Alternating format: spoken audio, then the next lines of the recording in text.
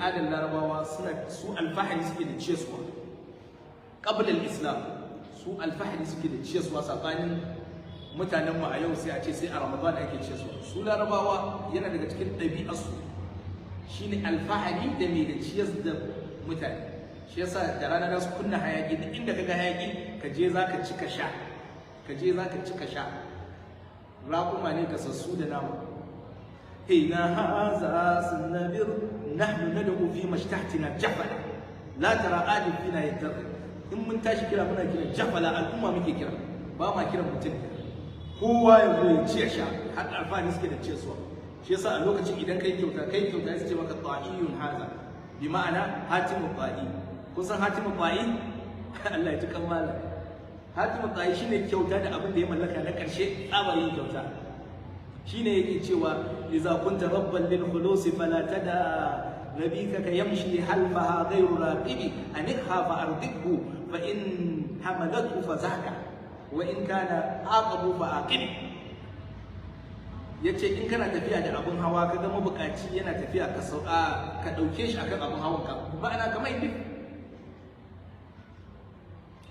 Yace kai in ma abun hawan ba zai iya daukan ku biyu ba, fa in hamalat kuma fa zaka. Yace idan ba zai iya daukan ku biyu ba, wa in aqabu fa aqib. Yace sai ka sauka shi da hau, idan ya sauka kai ka hau, idan aka yi tafiya kaɗan sai kai ma ka hau. To ka duba qabla al-islam kenan. Shi yasa Umar dan Khattab ya yi sha'awan wannan baiti din, lokacin da ya ga wannan baiti din sai sha'awan da ya haɗu da Hatimu Ta'i, sabila da ya ga abu qabla al-islam, amma shi Umar dan Khattab ya aikata wannan abu. Shi ya aikata, yana tafiya ya ɗauki wani akan abin hawansa.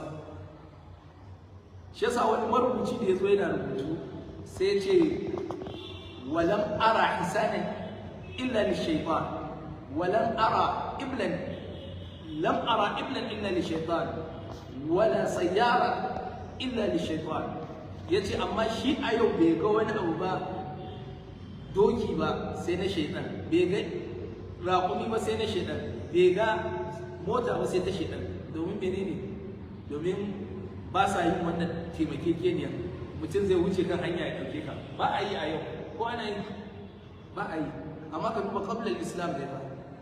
Amma islam da ya zo sai recommend musu wannan al'adar, ya zama ana yi tun daga annabi sallallahu alaihi wasallam. Ya yi a hadisin Mu'az bin Jabal, yace qala kuntu radifan nabi sallallahu alaihi wasallam ala imani. Kaga annabi sallallahu alaihi wasallam sai yayi lif akan jaki. To kaga islam da ya zo sai recommend musu. Kaga akwai abubuwa da yawa wanda al'adar larabawa ne, amma islam da ya zo sai recommend musu. Kaga kaman azumi suna yi da Rajab, islam da ya zo sai kau da Rajab ɗin ya dawo musu Sha'ban, a yi dawo Ramadan. To kun ga a san ciyaswa yana da matukar muhimmanci. Shi yasa alqur'ani da ya zo yana magana akan ciyaswa tun daga suratul baqara har zuwa wa yu'imuna at'ama ala hubbihi har zuwa wajajen nan Allah